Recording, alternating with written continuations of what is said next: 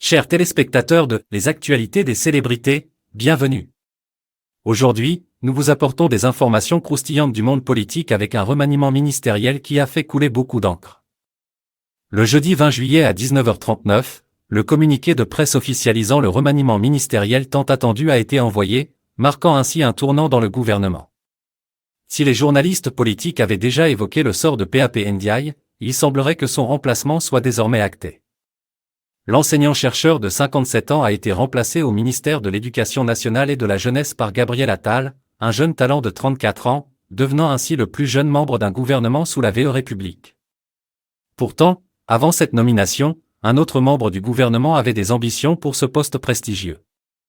Il s'agit d'Olivier Véran, le neurologue de 43 ans, qui aurait mené une intense campagne en interne pour s'assurer d'être en tête de liste des successeurs potentiels de PAP Ndiaye.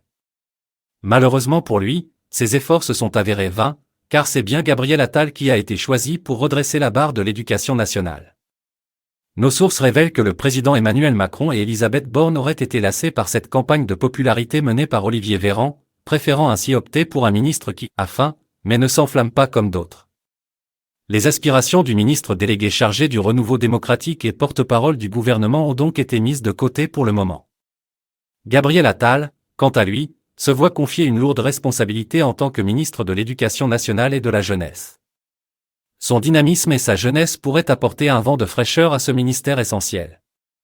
Avec cette nomination, il devient également le plus jeune ministre à accéder à ce poste depuis la VE République.